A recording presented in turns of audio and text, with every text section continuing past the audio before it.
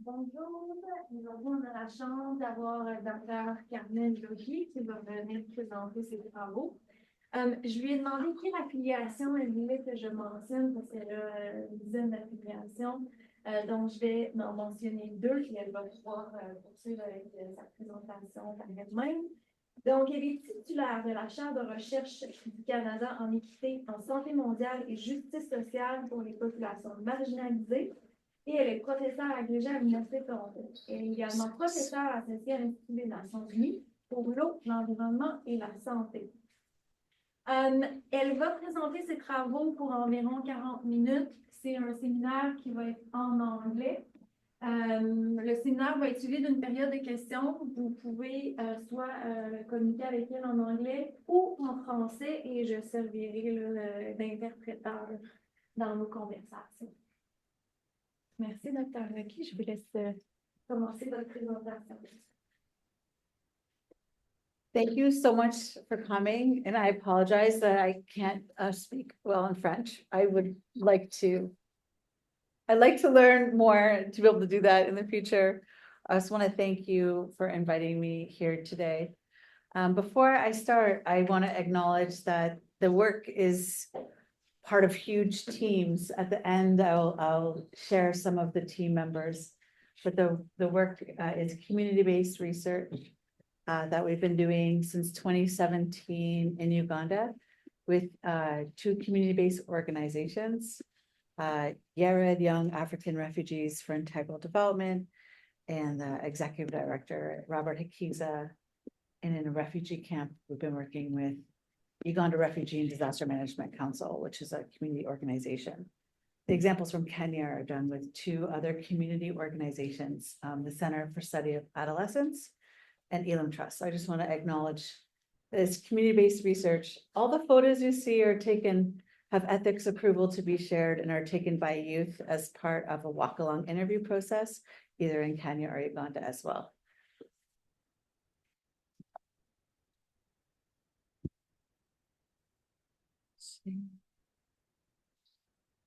Not sure. Okay, there we go. So I'll be briefly talking about a background, some examples from Uganda and Kenya, and some considerations for ways forward. Sound good? Okay. And so this photo was sent to me on WhatsApp by my colleagues in a refugee settlement at the border of South Sudan in Uganda, where we've been working since 2019. And they, in their WhatsApp to me, they said, water crisis, there's not enough water. So when I started working in this refugee settlement, there used to be people lined up at the taps because there used to be water every day. And now the water is only 2 to 3 times a week. And so you see what is lined up is not people, it is the jerry cans. So this is now becoming sadly very, very typical. And so this is why I started doing research. I can tell you more later, but it's because of my work there. And so we know that climate change and extreme weather events are increasing water, food, and sanitation insecurity. Over 3 billion people, 2 billion people experience water and food and sanitation insecurity. And our team, among another team I'm now working with at the WHO, our team did a scoping review of pathways from climate change to sexual health outcomes.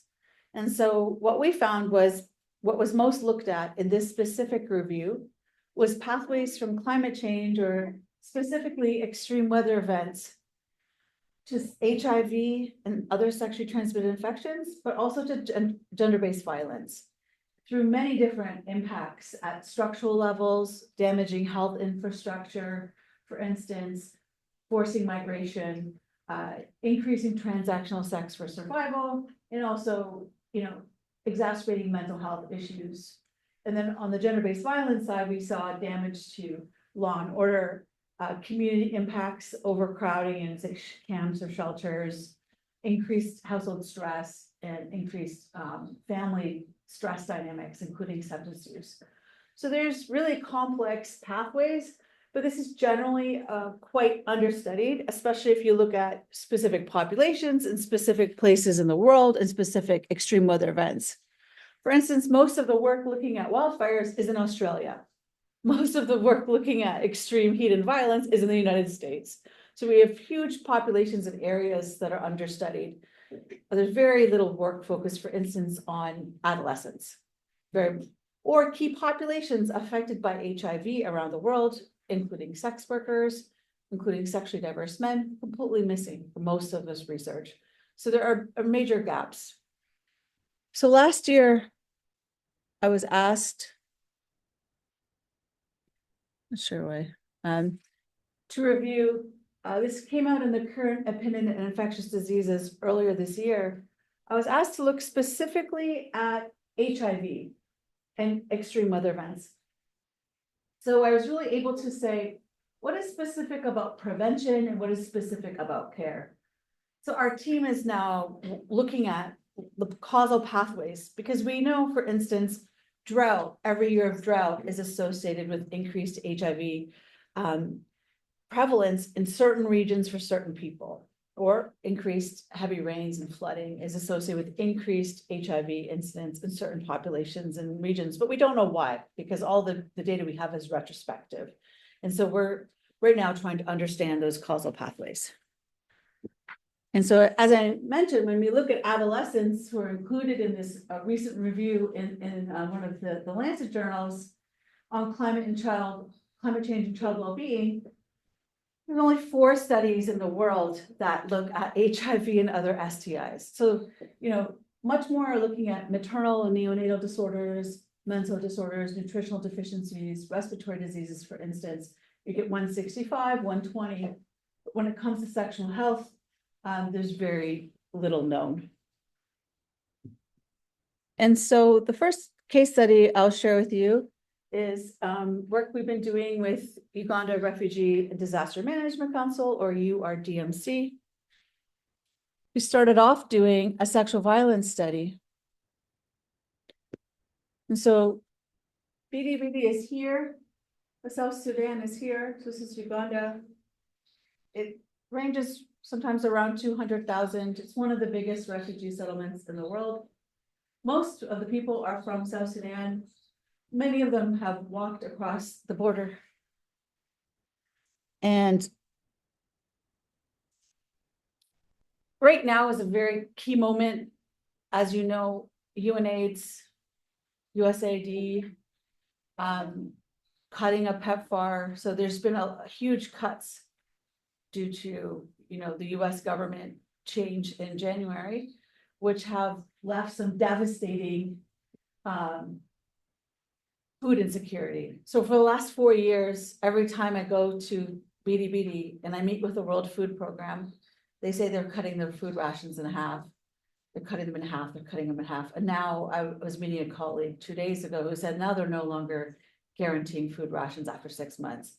But why does this matter? Is that refugee settlements around the world are more likely to be put on land that is disproportionately affected by extreme weather events. There's actually, where we're putting refugees to live is more exposed to drought and flooding and extreme rain. So it's much more challenging to try to sustainably live on agricultural when you're on land that is disproportionately affected by extreme weather events. And so we start to see in Nature and other journals the huge impacts right now. And I mean, there's been reports in the news in Uganda of suicides due to people starving in refugee settlements, and in our own work that has been very common described how actually common it is statistically. I'm not sure because there isn't really much data collected on that, but food insecurity right now is a huge issue in refugee settlements. And this is also documented, like how many people, for instance, in Uganda are in,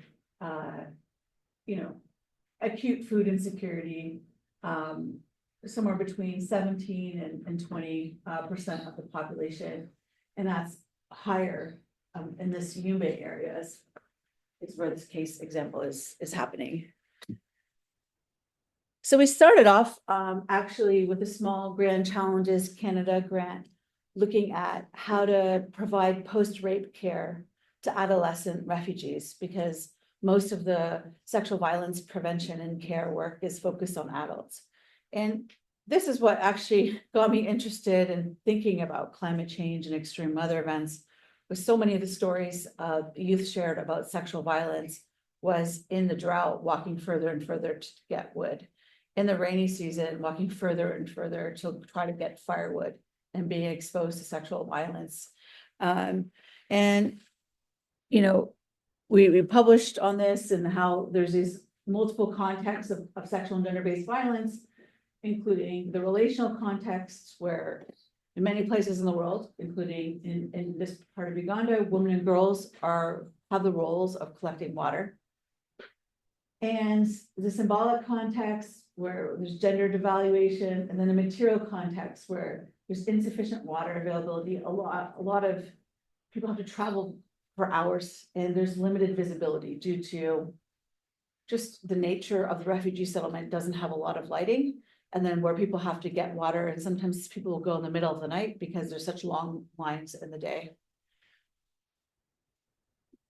And so we just wrapped up a SSHRC-funded study specifically looking at young people and their mixed methods, their experiences of climate and extreme weather and sexual and reproductive health. And so we did individual interviews, key informants, and then we did these walk-along interviews where you've been seeing some of the photos. And so the youth took the research assistant to 1 to 3 places where they got water, food, or sanitation. And they told a story about each of those places and how it affected their health and how it was shaped by the weather. And you can see here, about 1 in 5 walk more than 2 kilometers to get water. And, also to get food. Usually the food source is the UNHCR tent where they give food distribution. And most people 80% are eating 1 meal a day. Nobody had more than 2 meals a day, but almost 80% ate 1 meal a day. So we recently published these findings. If you're interested in the climate special issue in global public health, but in general, what we found is pretty similar pathways from drought and flooding to multiple resource insecurities. So housing, firewood, food, sanitation, and water insecurity.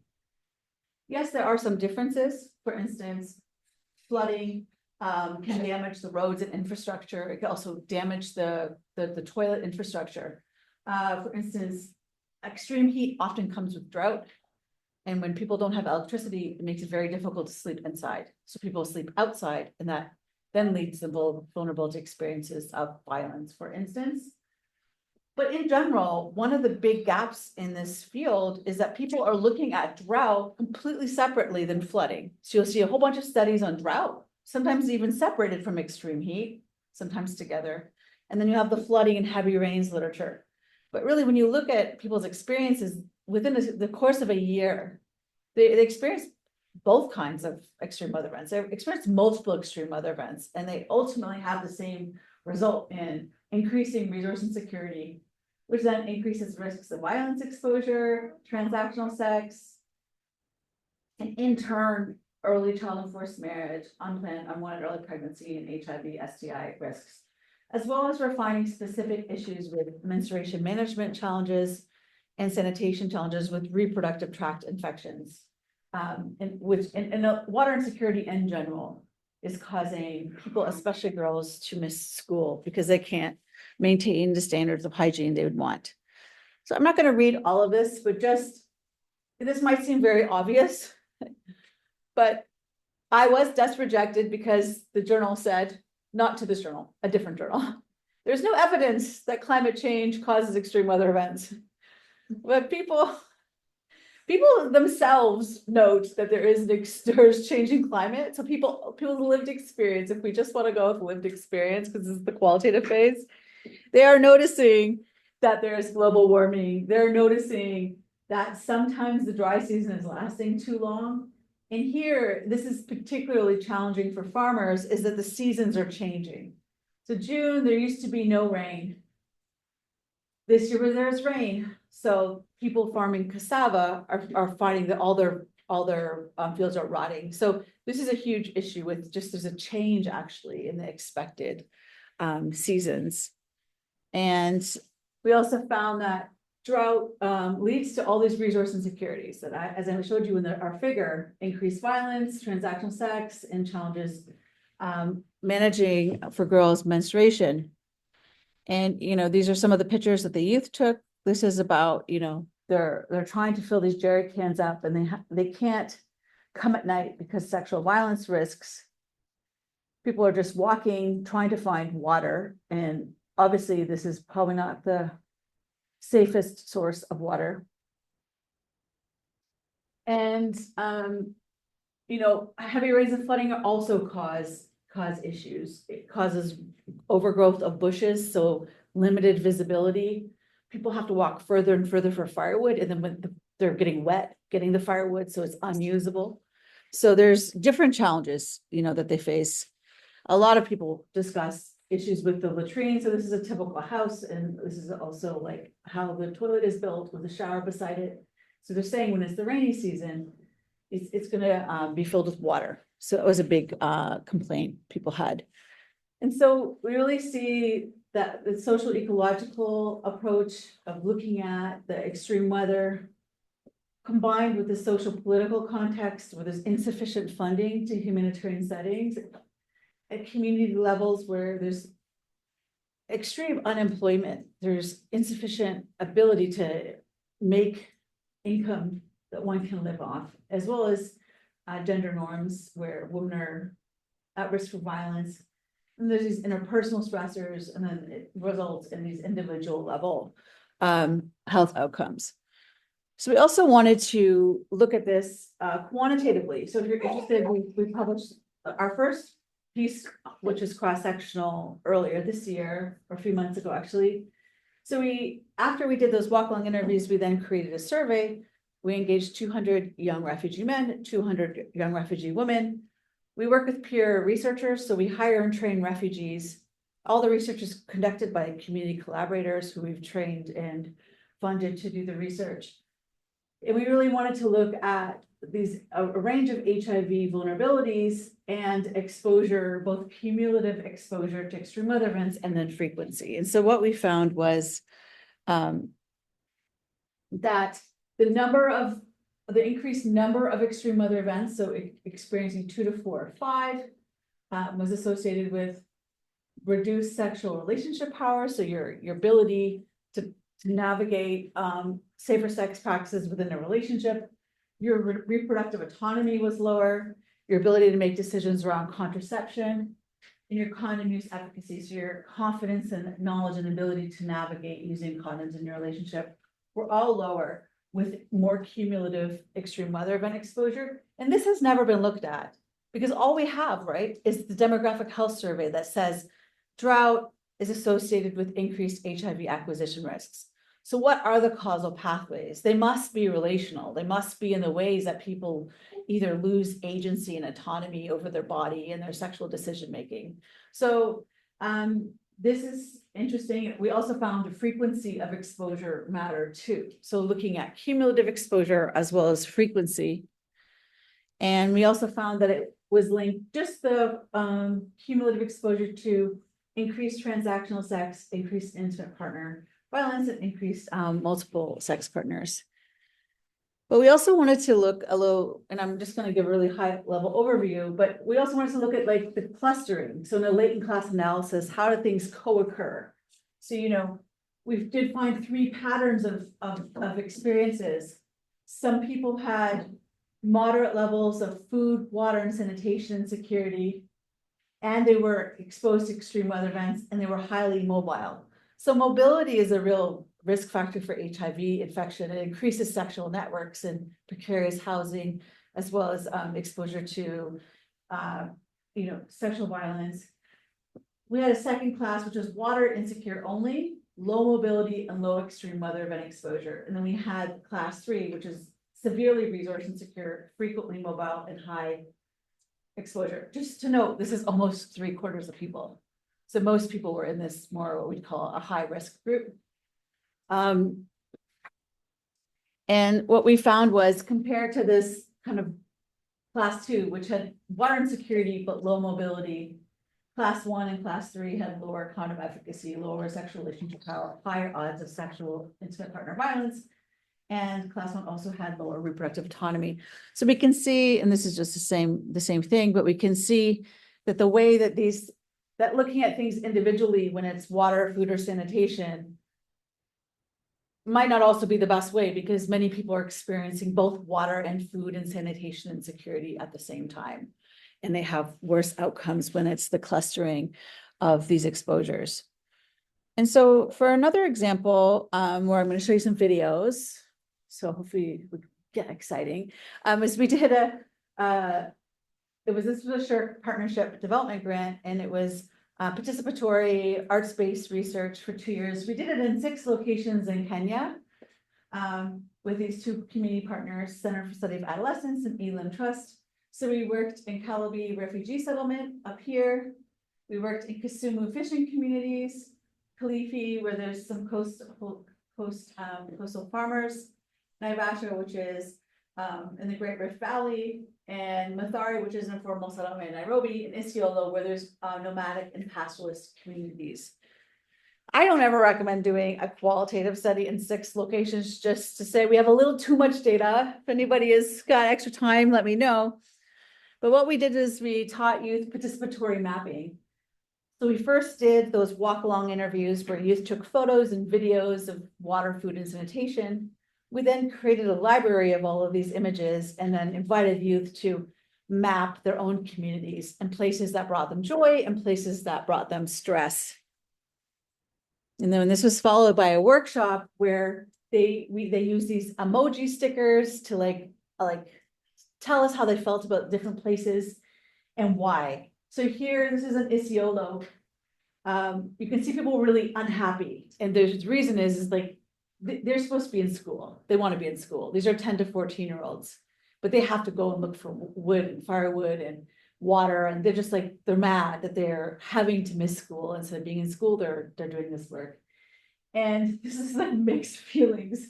You see, some people are sad, some people are happy. In general, they think this is dirty. They don't like having to go to a market that's dirty. And we have a paper right now. I think it's going to be accepted. It's in the second round of revision around the recommendations. And one of the reviewers said to us was, these don't seem like child's recommendations, like clean the market, make better roads. These seem like adult recommendations.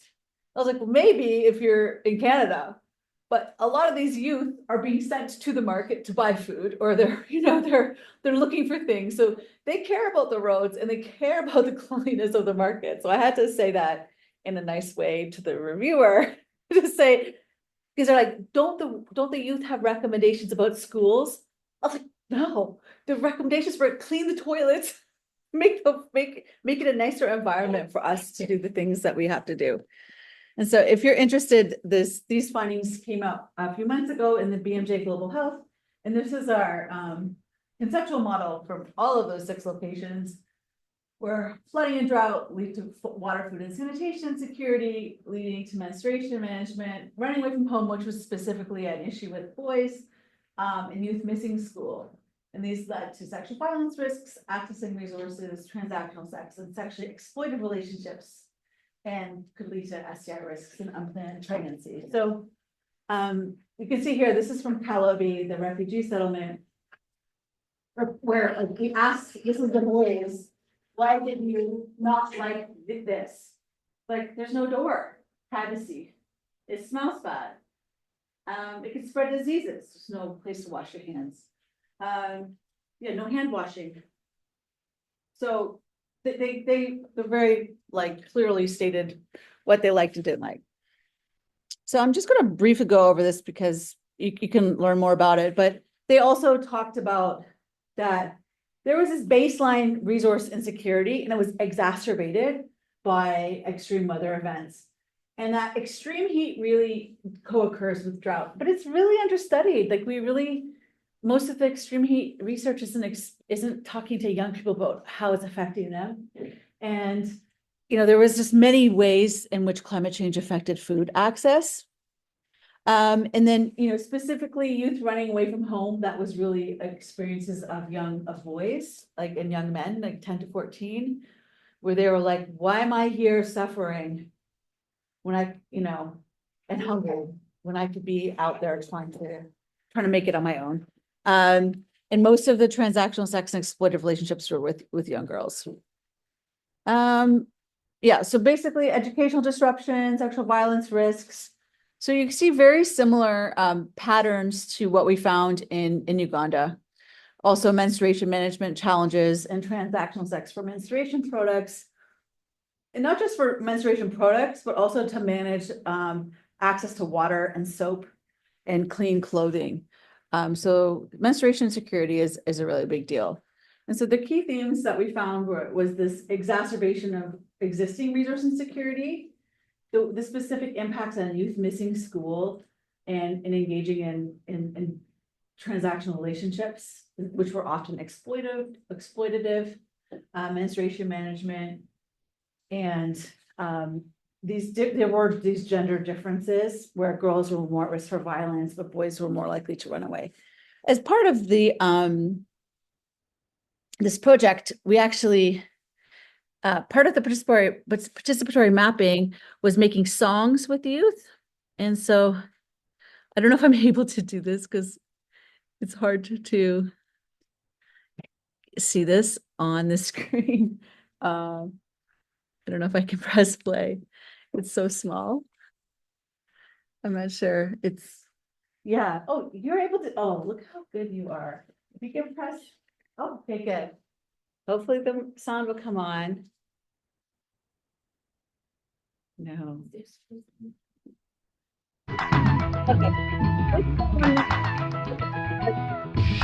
It was like a heavy topic, but well,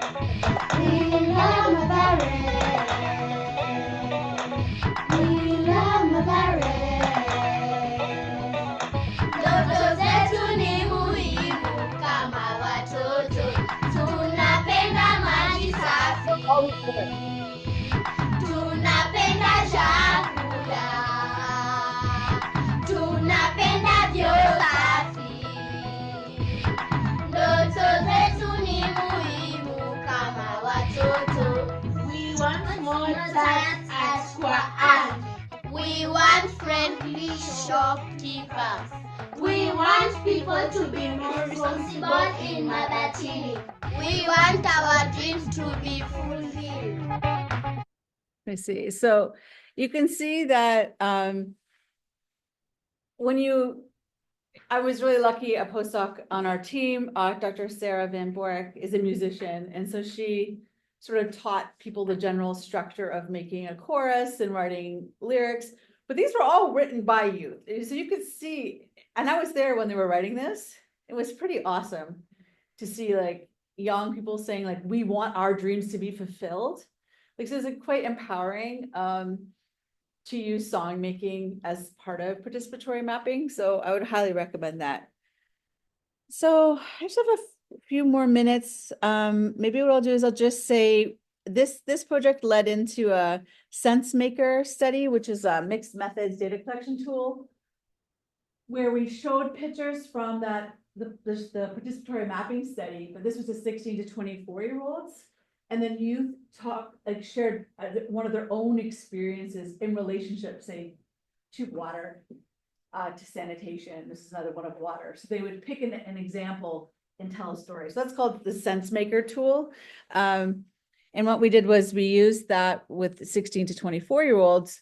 And then we did a digital storytelling project with 6 groups of youth. And we created like a storyboard sample using some photos. And then people would do, they would brainstorm, their own stories. I don't really think I'm going to, if you're interested, all of the stories are on our website, but I think for the sake of us having some time to talk today, I won't show the story, but this was some of the findings. Also, are published in AIDS and Behavior when we look specifically at sex workers. No, this is the wrong one, but anyways, we have published on our digital storytelling findings with sex workers and also the process here. So developing digital stories with youth. And unless you want me to play the digital story, do you guys want the digital story? You want? All right, well, fine, we'll play the digital story. So this is made with this digital story was made with a group of young sex workers in Nairobi. Let me see. Sorry. It was one night when me and my family were preparing to sleep and it started raining. We had the rain because our house is made of iron sheet. Me and my siblings were normally sleeping on the floor because our bed was broken from floods. It rained so heavily that the water started flowing inside our house. The water started destroying all of our properties like the food, books, clothes, bedding and cookers. We were so scared. It was midnight and our house was still full of water and it kept increasing. We started thinking of what we could do that night and we didn't have anyone around to help because our parent had traveled to our rural home. We decided to get help from one of our neighbors. Me and my 5 siblings started the journey to his place. When we got there, we found the neighbor alone and he welcomed us. He guided us on where to sleep. The place where my siblings were sleeping was full, so he suggested I sleep on the sofa. Little did I know that the neighbor had bad intention towards me. He came closer and started touching me, and when I refused, he threatened me. He threatened to kill me with a knife which he was holding, so I decided to cooperate because I was scared and he raped me. I was in a lot of pain. I was scared because it was unprotected sex. I didn't know where to get help. I was young, 15 years. I was so scared to share about what happened that night, so I decided to keep quiet for 5 days. I started noticing that I had bad smell and some discharge. One of the community health volunteers noticed that I was not well and decided to consult me and took me to the hospital. I got treated and was guided and decided to speak out on what happened. I was infected and the neighbor had already disappeared. After sharing my story, our community started cleaning the drainage and trenches so that when it rains, it doesn't flow into the houses. The community also helped in raising the foundation of the houses to high level. One of the members from the community shared with the government and they help in building good drainage, trenches and planting of trees. The government also opened a facility where young girls are able to express what they are going through about sexual assault. Our community rejoiced because there were no more floods and there was good drainage and trees. I joined the youth group and started sharing my experience and helping other girls who were going through the same thing I did. So I was just in Brazil sharing this on Friday in Sao Paulo at the International Digital Storytelling Conference. And we recently published, about the process if you're interested and reflection. So we did this with 54 youth, this collective digital storytelling, and they shared learning about HIV and climate change, developing new skills in audio, visual production, and storytelling and public speaking, building community connections, and feeling more empowered. For instance, some people talked about specific climate change, but others said that, they also learned about sexual violence and where to report it, which was exciting. And so this was followed by a study we're still doing. We're in the last round of 4 waves of data collection, which is a CHR project grant looking at extreme weather event and HIV vulnerabilities in 2 regions. So Nairobi informal settlements, Majengo Mathari, and this Kisumu fishing communities. They're both higher risk of HIV, but also exposed to extreme weather. So this is just a snapshot of the baseline findings, where what I wanted you to notice is that most people experience 2 to 4 extreme weather events, and then 32% experience 5 or more.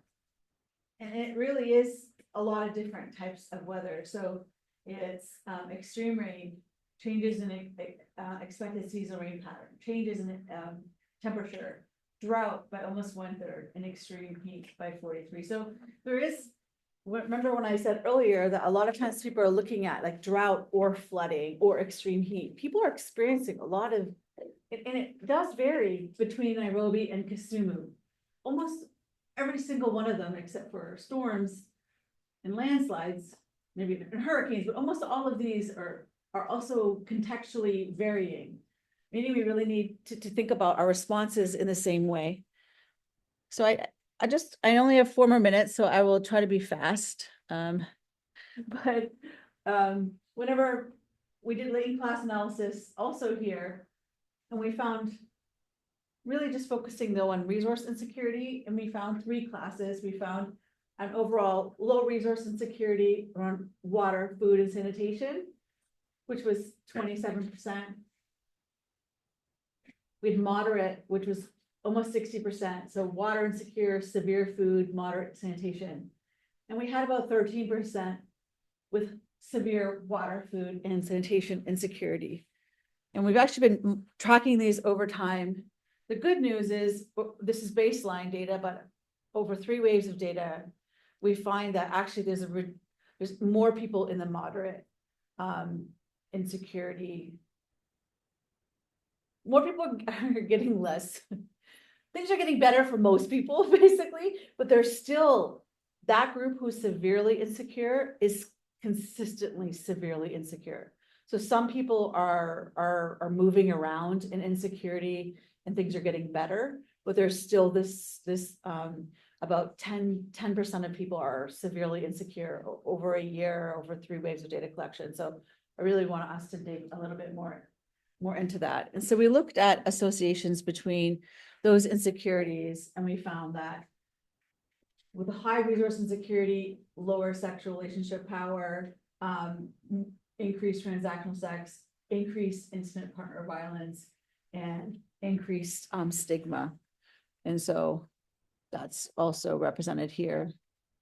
So, we have our very first paper out. We have a few more that are currently in revision, but this was in our cross-sectional findings. If you want to learn more, it's open access. But we have a few things right now that I have revisions to work on. And so for my last 2 minutes, I'll just talk about some ideas for ways forward. One of them, this ends up going in a weird formatting, but that there's these largely parallel pathways to sexual and reproductive health, regardless of extreme weather event. And one of our revisions that we were asked to do for Kenya was to look at, well, what if we looked at experiencing 1 resource insecurity, 2, or 3 or more, rather than like if it's water or food or sanitation. What if we just looked at cumulative resource insecurity exposure? We actually found like a dose response relationship with the more resource insecurities, regardless of the type of insecurity, the worse for what we were looking at specifically, which is urinary tract infection symptoms, the worst symptoms. We also see that there's many ways in which sexual and gender-based violence are linked with extreme weather events. So that's through increased resource insecurities, infrastructure damage, and gender inequity. And there's really this need to look at multiple material needs insecurities. So this is another gap in research. A lot of people look at food insecurity, less people look at water, less people look at sanitation, or some people look at water and sanitation. But the fields are generally distinct between food insecurity and wash insecurity. And then there's different people looking at menstruation security. Sometimes they look at wash, but looking at all of these things together, we find there are some shared and different pathways to sexual and reproductive health. And so what can we do about this? I'm really excited if anybody wants to talk to me about this, like how can we think about early warning systems, anticipatory action, focus on sexual and reproductive health promotion. Would love to chat with you about that. How can we really be gender transformative when we think about disaster preparedness? What does that mean? What would that look like? And I work with the World Health Organization on self-care approaches to sexual and reproductive health as a guideline development group member.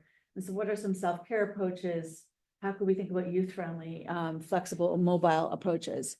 And so actually my colleague and myself recently published this, imagining what self-care during extreme weather events might look like for us or HR. And we give examples of drought and flooding. And so if you're interested, that's open access.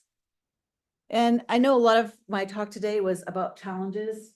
And I really want to be focusing more moving forward on disaster resilience, on flourishing, and on well-being, sexual health, well-being beyond risk and disease.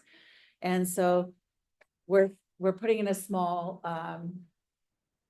planning grant to really think about how can we adapt a disaster resilience skill when people live with chronic insecurities, so how can we think about disaster resilience in the context of chronic insecurities and chronic slow onset climate change? So with refugees specifically in Uganda, the first example I shared. I have more things that we've written about with potential ways forward, thinking about transforming structures, health institutions, communities at the individual level. And just to say, critical hope is necessary, especially at this moment when we have defunding of the World Food Program, we have cuts to USAID, we have cuts to UNHCR, and we have a lot of challenges in the HIV space globally, the climate space, and the humanitarian space. I do think that with Paulo Freire, we do need to know that we have to have hope. The people are on the ground making change happen and are not giving up. And so we need critical hope to kind of help us find ways forward. And so I encourage us to look at a range of climate issues and material needs, this concept of ecosystemics, how social and health inequities and environmental inequities interact, and climate adaptive sexual health. And just a lot of thanks to the teams in Uganda and Kenya and U of T and the funders. And we have a QR for our website. So thank you so much.